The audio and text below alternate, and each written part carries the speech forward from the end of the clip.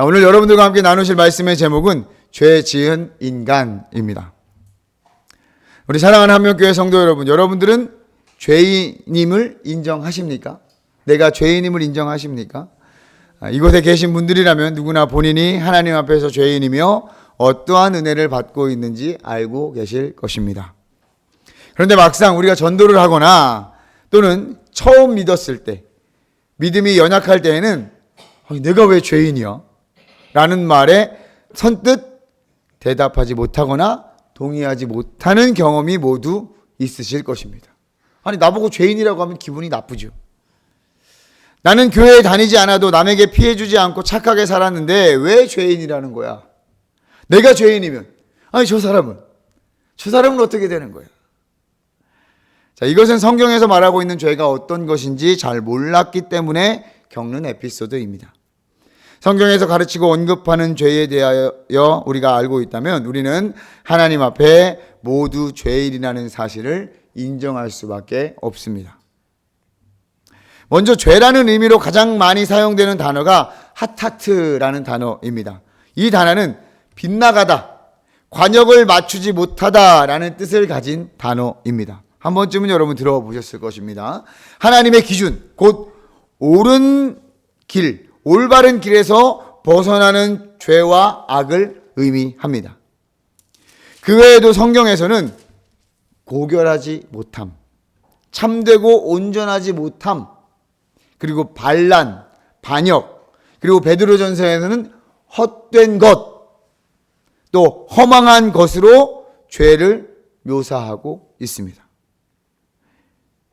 인간의 행위뿐만이 아니라 마음의 상태까지도 죄라고 표현하고 있음을 우리는 알 수 있죠. 자, 죄에 대한 성경적 정의는 다음과 같습니다. 주보에도 있습니다. 행위나 태도 또는 본성에 있어서 하나님의 도덕법을 따르지 않는 모든 것, 하나님의 도덕법에 따르지 않는 모든 것이라고 정의할 수 있습니다. 자, 보시는 바와 같이 개별적인 행위, 예를 들어서 살인이나 도둑질하는 것, 이런 것들은 물론이고 태도까지도 죄의 영역에 포함이 됩니다. 자, 이것은 십계명에서도 쉽게 알아볼 수가 있죠. 십계명 마지막 계명은 내 이웃의 집을 탐내지 말라라고 이야기합니다. 자, 탐내는 것도 안 되지만 탐심을 가진 것조차도 하나님께서 보시기에 죄라고 가르치고 있는 것이죠. 예수님께서도 산상수훈에서 형제들에게 분노하는 자들, 형제들에게 바보라 하는 자들, 또 정욕, 음욕을 품는 것도 죄의 태도로 여기며 금지하고 있습니다. 사도 바울도 질투, 분노, 시기, 분냄, 또 이단, 갈라디아서 5장의 말씀인데요. 이건 육체의 일이라고 해서 죄악으로 여기고 있습니다.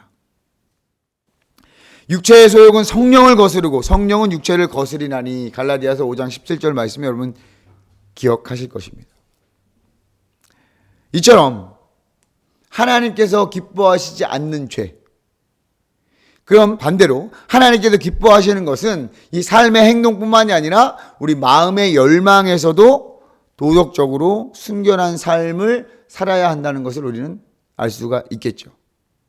자, 성경에서 가르치는 죄는 하나님과 그분이 말씀하신 도덕법과 관련되어 있습니다. 정의에서도 하나님의 도덕법을 따르지 않는 것이라고 했잖아요. 그러니까 하나님 없이는 죄에 관해서 이야기할 수 없습니다. 아이러니하죠. 하나님이 계셔야 죄를 정의할 수 있다라는 거예요.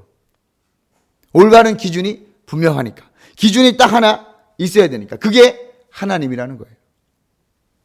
하나님, 그리고 그가 말씀하신 기준에 따라 죄가 무엇인지 우리가 알 수 있는 것입니다. 거룩하신 하나님의 성품에 따라 말씀하시고 지시한 것들, 십계명이나 율법 같은 것이 여러분 도덕법이라고 할 수 있습니다. 신약에서 말씀하신 예수님의 가르침도 포함될 수 있겠죠. 자, 절대자 하나님의 뜻과 성품을 담아 말씀하시는 것들이 죄의 기준이 되어 우리가 지키고 행해야 할, 살아내야 할 법이 된 것입니다. 자, 결국 죄란 하나님의 성품에 있는 모든 선한 것과 반대되는 것, 하나님의 선과 반대되는 것이 죄입니다. 하나님을 반대하는 것, 하나님에 반대하는 것이 죄입니다. 그렇기 때문에 이 죄는 하나님의 성품과 또 하나님의 거룩과 모순이 되는 거예요. 하나님의 성품에 있는 모든 선한 것과 반대되는 것은 죄예요. 그리고 하나님의 거룩함과 반대가 되는 거예요. 그러니까 어떻게 해요? 죄와 하나님은 함께 있을 수 있습니까? 없습니까? 함께 있을 수 없게 되는 것이죠.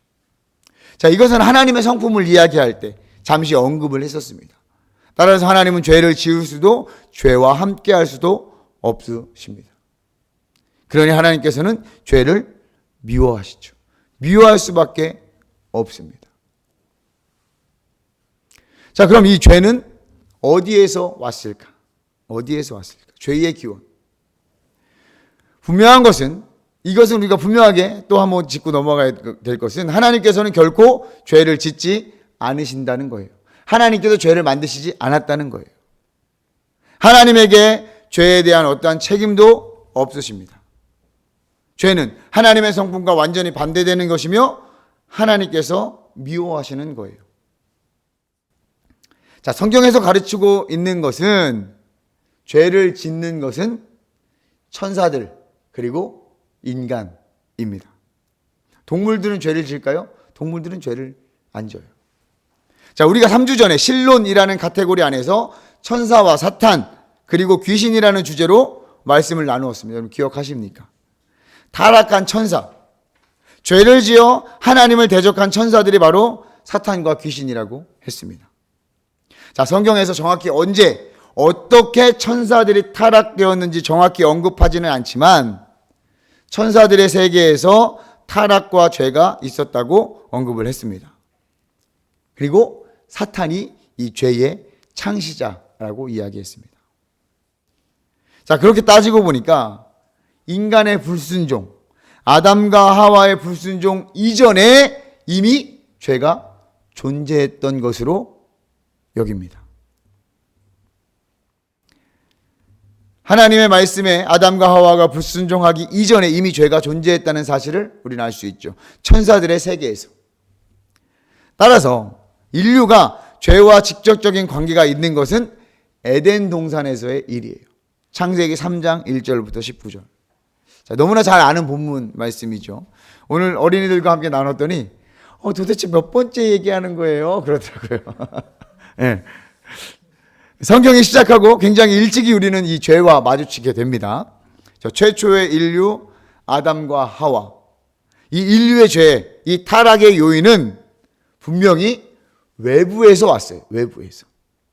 하나님께서 창조하신 하나님의 형상과 모양을 닮은 인간으로부터 온 것이 아님을 확실히 기억해야 합니다. 그들을 유혹한 것이 무엇입니까? 간교한 뱀이에요. 뱀. 뱀의 유혹과 속임수로 아담과 하와는 하나님의 말씀에 불순종하는 죄를 범하게 되는 것입니다. 하나님의 기준에서 빗나간, 하나님의 길에서 벗어난 선택을 하게 되는 것입니다. 최초의 인간은 하나님의 형상과 모양을 닮아 죄 없이 창조하셨어요. 그런데 외부에서 이 죄가 들어오게 된 것입니다. 에덴 동산에서 아담과 하와의 불순종은 성경에서 말하는 죄, 또 하나님께서 싫어하시고 미워하시는 죄의 특징을 잘 나타내고 있는 본보기가 됩니다. 그러니까 좀 이상한 말이지만 가장 이상적인 죄의 모델이라고 할 수 있는 거예요. 이 아담과 하와의 죄가.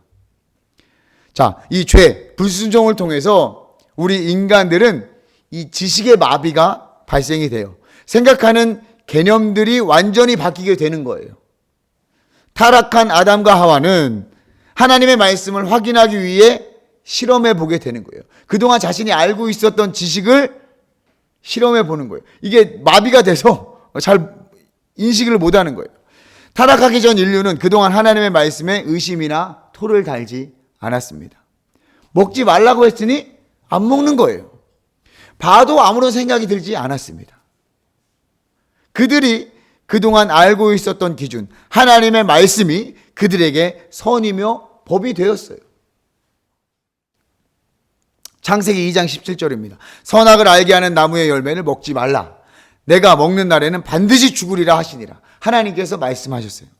이 말씀에 의심할 일말의 여지도 없었습니다. 그러나 뱀의 유혹에 타락한 아담과 하와는 그 말씀이 정말인지 확인하기 위해 실험을 하게 되는 것이죠. 뻔히 알고 있는 것들, 지식에 대한 마비가 생기게 된 것입니다. 이것은 무엇이 진리인가? 라는 물음에 대하여 하나님과 전혀 다른 답을 하고 있게 되는 거예요. 뱀이 뭐라고 했습니까? 결코 죽지 아니하리라. 하와는 이 말씀을 듣고 하나님께서 정말 그렇게 말씀하셨는지 확인합니다. 실험을 합니다. 아담에게도 확인시켜 주죠. 결국 이 지식의 마비, 옳고 그름의 판단이 하나님의 말씀이 아니라 자신의 판단이 되어버린 거예요. 도덕적인 마비가 온 거예요. 도덕적 기준이 바뀌게 된 거예요. 하나님의 성품과 뜻을 담아 말씀하신 도덕법들의 기준이 하나님의 말씀, 하나님이 아니라 자신이 되어버린 거예요. 무엇이 옳은가? 무엇이 옳은가? 라는 물음에 하나님과 전혀 다른 답을 하게 되는 것입니다. 뱀이 뭐라고 얘기합니까? 안 죽어. 그러면서 하나님과 같이 될 것이라고 했습니다. 옳고 그름을 판단하는 기준으로 하나님의 말씀, 하나님께서 하신 말씀이 아닌 자신의 판단을 더 신뢰하게 되는 거예요. 내가 한번 먹어보면 알지 뭐. 그러고 나서 보니 그동안 보아도 아무런 생각이 들지 않았던 선악을 알게 하는 나무의 열매가 먹고 싶어지고 예뻐 보이고 지혜롭게 할 것 같은 생각이 들게 된 거예요. 탐스럽기까지 하대요. 이 탐스럽다는 의미는 선망하게 되고 간구하게 되고 그것을 기뻐한다는 의미예요. 하나님을 기뻐하는 것이 아니라 다른 것을 기뻐하게 되는 거예요. 하나님께서 허락하시고 말씀하신 것 안에서 행하는 기준이 마비가 된 거예요. 결국 그들은 그 열매를 먹었습니다. 이것은 하나님과 같이 되려는 유혹이었어요. 이 유혹을 이겨내지 못함이었습니다. 정체성을 망각한 거예요. 피조물이 어떻게 하나님과 같이 되겠습니까? 하나님의 형상과 모양을 가졌다 할지라도 피조물은 피조물이에요. 하나님과 완전히 다른 존재입니다. 아담과 하와는 나는 누구인가? 너는 누구냐? 라는 물음에 하나님과 전혀 다른 답을 하고 있는 것입니다. 하나님은 인간을, 아담과 하와를 하나님의 형상과 모양을 따라 직접 지으시며 하나님의 피조물로서 하나님을 의존하고 복종하며 하나님의 사명을 감당하도록 지으셨어요. 그러나 그들의 타락은 하나님과 같이 되려는 유혹에 굴복하게 된 거예요. 지식의 마비, 이 도덕 기준의 마비, 이 정체성의 마비, 이러한 특징은 성경에서 말하는 죄뿐만 아니라 우리 인간의 사회에서 지금 일어나고 있는 이 죄, 우리가 직접 짓고 있는 자범죄에서도 나타나는 특징들입니다. 일반 상식과 다른 생각들을 하고 있어요. 그리고 자신이 옳고 그름을 판단하는 기준이 되어버립니다. 나는 괜찮을 거야. 나는 안 걸릴 거야. 나는 이렇게 해도 된다라는 근거 없는 정체성을 갖게 하죠. 설명할 수 없을 정도로 굉장히 비합리적인 생각입니다. 자, 죄악은 그 어떤 것도 합리화될 수 없죠. 자, 이것이 성경에서 말하는, 그리고 우리가 익히 알고 있는 인류 최초의 죄입니다. 원죄라는 교리입니다. 우리는 이 사실, 즉 아담과 하와가 에덴 동산에서 벌인 일을 역사적인 사실로 받아들이는 것이 중요합니다. 하나님의 창조에 관한 기록이 사실이며 성경 전체적 이야기를 이끌어가는 것과 같이 이 원죄에 관한 기록 역시 성경 전체에서 이야기하는 아주 중요한 주제이며 사실로 우리는 여겨야 된다는 것이죠. 허구나 신화가 아닙니다. 성경은 이 사건을 토대로 모든 인류, 저와 여러분들을 포함한 것뿐만이 아니라 앞으로 태어나는 모든 인류에게 이 죄의 영향을 미친다고 가르치고 있습니다. 그것이 바로 전가된 죄, 물려받은 죄에 관한 이야기입니다. 아담과 하와가 지은 인류 최초의 죄로 말미암아 저와 여러분들에게도 그 죄에 대한 책임이 따르게 됩니다.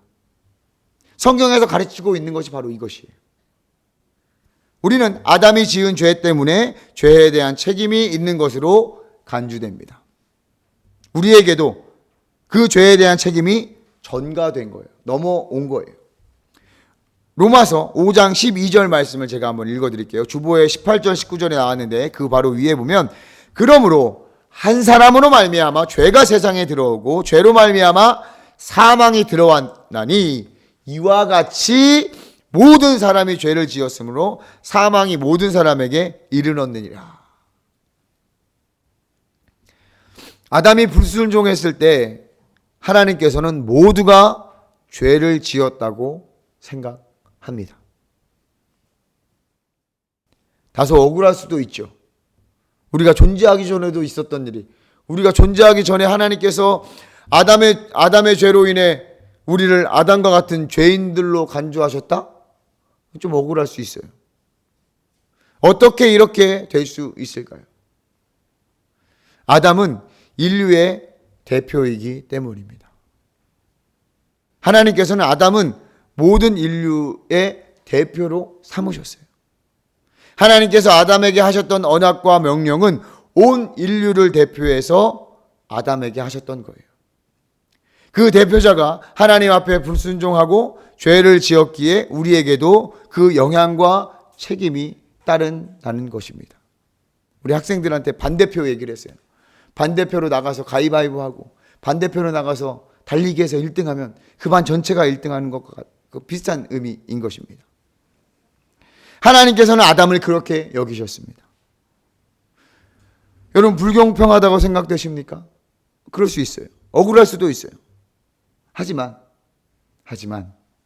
하나님께서는 이 원리를 죄와 그 책임에 관해서만 이 원리를 적용하신 것이 아니에요. 놀랍게도 구원의 은혜에 관하여도 이 원리를 적용하셨습니다. 로마서 5장 18절과 19절 오늘 주보에 있는 말씀입니다. 우리 한 번 더 주보를 보시면서 한 번 더 읽어보도록 하겠습니다. 시작. 그런즉 한 범죄로 많은 사람이 정죄에 이른 것 같이 한 의로운 행위로 말미암아 많은 사람이 의롭다 하심을 받아 생명에 이르렀느니라. 한 사람이 순종하지 아니함으로 많은 사람이 죄인 된 것 같이 한 사람이 순종하심으로 많은 사람이 의인이 되리라. 아멘. 할렐루야. 여러분 어떻습니까? 이제 좀 속이 시원하십니까? 이제 좀 1대1 된 것 같아요. 네. 하나님의 은혜가 이런 거예요, 여러분. 그러니 억울해하거나 불공평하게 생각하지 않아도 됩니다. 구원에 관하여 우리가 나중에 또 살펴보겠지만 하나님께서는 이 죄의 문제를 우리가 해결하도록 하지 않으셨어요. 우리가 할 수도 없고요. 자, 성경에서 말하고 있는 이 전가된 죄, 이 전가된 죄로 인해서 우리는 죄의 본성을 가지고 있습니다. 오늘 본문에서도 시편 51편 5절에서 내가 죄악 중에 출생하였으며 어머니가 내 죄 중에서 나를 잉태하였나이다. 하나님이여 주의 인자를 따라 내게 은혜를 베푸시며 주의 많은 긍휼을 따라 내 죄악을 지워주소서. 나의 죄악을 맑게 씻으시며 이렇게 다윗이 노래하고 있죠. 성경에서 말하고 있는 인간은 태어날 때부터 죄를 향하는 악한 성향을 물려받았습니다. 자, 어릴 때도 우리는 죄성을 가지고 있고 죄를 향하고 있습니다. 어린아이를 키워보셔서 여러분 다 아실 거예요. 잠깐이라도 함께 해봐도 아이들의 어떤 죄성을 우리는 경험하죠. 기가 막힙니다. 누가 가르쳐주지 않아도 그렇게 행동합니다. 욕이나 비난은 가르쳐주지 않아도 너무나도 잘 배우고요. 심지어 응용까지 하더라고요. 이것을 우리는 물려받은 부패, 전적 부패라고 신학적으로 이야기합니다. 그래서 사도 바울은 우리를 본질상 진노의 자녀라고 자신 있게 이야기하고 있는 것입니다. 우리의 본성은 하나님 앞에서 영적인 선이 전적으로 결여되어 있어요. 하나님 앞에 영적인 선, 하나님의 영적인 선이 완전히 결여되어 있는 상태인 것입니다. 이것이 성경에서 이야기하는 인간의 모습입니다. 인간의 어떤 부분은 죄가 있고 어떤 부분은 죄가 없는 것이 아닙니다. 본성적으로 누구는 착하고 누구는 악하다는 의미가 아닙니다. 우리 인간의 모든 존재의 모든 부분, 즉 우리의 지성, 감성, 욕망, 마음, 이 심지어 육체까지도 죄의 영향을 받아 하나님 앞에 영적인 선의 모습을 찾을 수가 없다는 거예요. 성경은 믿는 자이건 믿지 않는 자이건 영적인 선을 행할 수 있다거나 하나님과의 관계에서 선을 행할 수 있다는 것을 부정해요. 인간 스스로가. 하나님께서 우리 안에 행하시는 선 외에, 하나님께서 우리를 통해서 내 안에서 행하시는 그 선 외에 우리 인간이 스스로 할 수 있는 것이 아무것도 없는 것입니다. 구원과 은혜에 관하여는 우리의 공로가 1도 없다는 의미입니다. 이와 마찬가지로 우리의 행위로 하나님 앞에서 어떠한 영적인 선을 행할 수 없습니다. 행위에서도 마찬가지예요. 우리의 생각, 우리의 마음 이런 것뿐만이 아니라 행위에서도 우리 인간의 본성으로는 하나님을 기쁘시게 해드리는 어떠한 행위도 할 수 없는 것입니다. 하나님께 나아갈 수도 없습니다. 하나님 나라와 영광을 위해서 할 수 있는 것도 없습니다. 타락한 인간은 하나님을 기쁘시게 할 수 있는 어떤 일도 할 수 없는 것이죠. 자, 이것은 예수님의 말씀에서도 우리는 살펴볼 수 있습니다. 믿음이 없이는 하나님을 기쁘시게 할 수 없다. 히브리서 11장 말씀이죠. 무슨 믿음입니까? 예수 그리스도를 믿는 믿음. 자, 나를 떠나서는 너희가 아무것도 할 수 없다라고 요한복음 15장에서 말씀하고 있습니다. 예수님을 떠나서는 우리는 아무것도 할 수 없습니다. 나를 보내신 아버지께서 이끌지 아니하시면 아무도 내게 올 수 없다. 요한복음 6장에서 말씀하고 있습니다. 우리는 스스로 하나님께 나아갈 수도 예수님께 나아갈 수도 없습니다. 타락한 우리의 모습이 바로 이렇습니다. 우리는 하나님 앞에서 죄인입니다. 태어날 때부터. 이것을 인정하는 것이 신앙생활의 시작이라고 할 수 있습니다.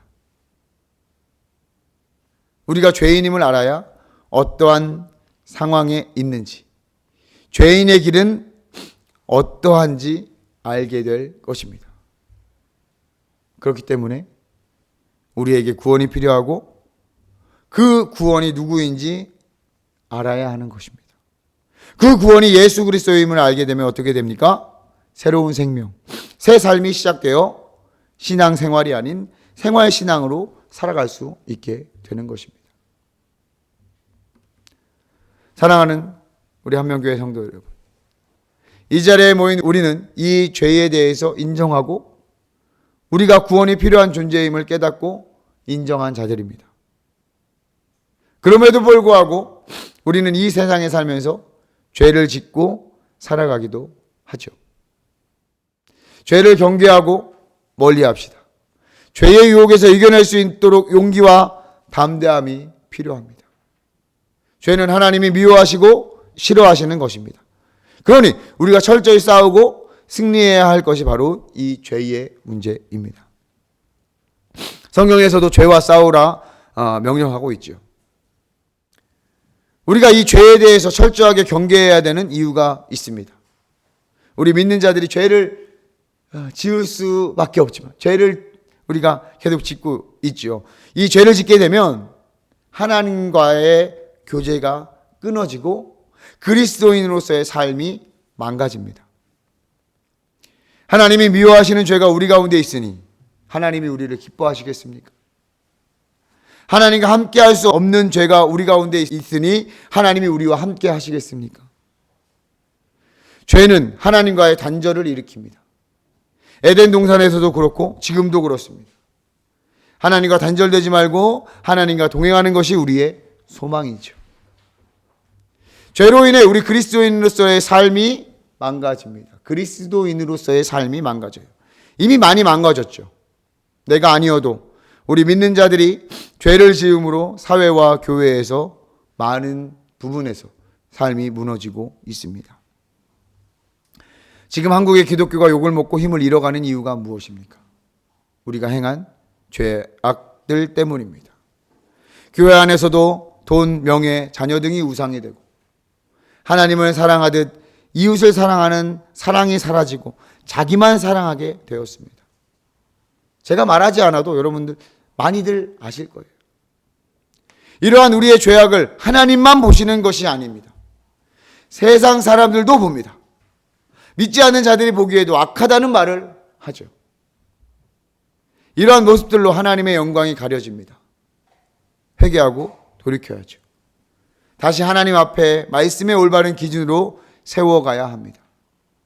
우리가 누구인지 정확히 다시 기억하고 우리가 알고 있는 것들을 다시 기억하며 도덕적 기준이 무엇인지 우리를 다시 세워가야 합니다. 힘들고 어렵겠지만 이것은 우리 모두의 몫입니다. 다만 잃지 말아야 하는 한 가지,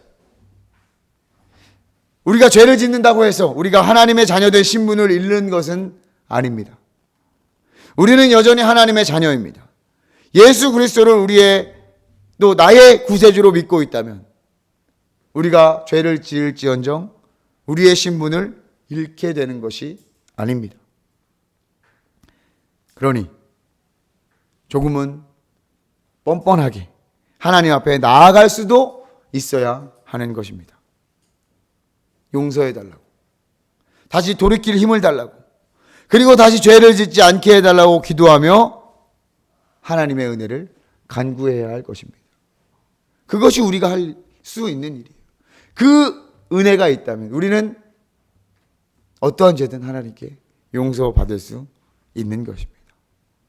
말씀과 기도로 거룩에 이를 수 있도록 최소한의 노력이 우리 가운데 필요한 거예요.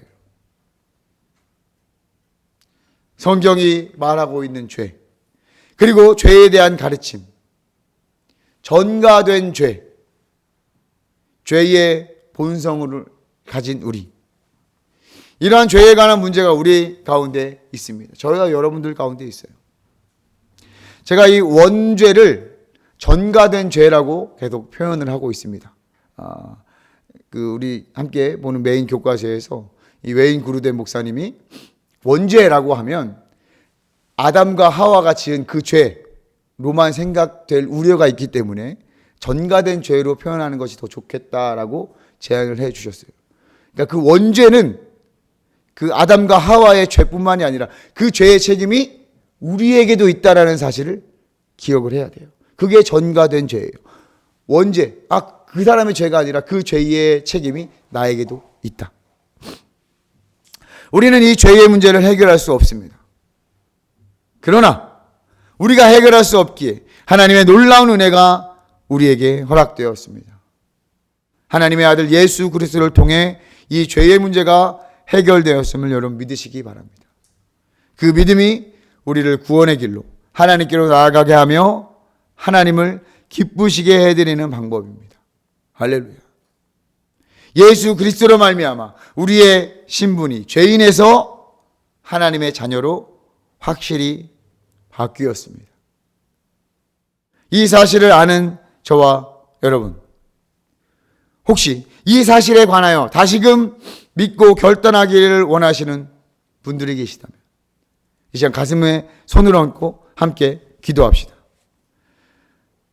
주님, 제가 예수 그리스도를 나의 구원자로 믿습니다. 받아들입니다. 이 해결할 수 없는 죄의 문제를 해결하신 유일한 구원자 예수 그리스도를 믿습니다. 십자가에서 죽으시고 부활하신 주님을 나의 삶의 주인으로 모십니다. 이 시간 내 마음에 오셔서 주인이 되어 주시옵소서. 감사를 드리며 예수님의 이름으로 기도합니다. 아멘.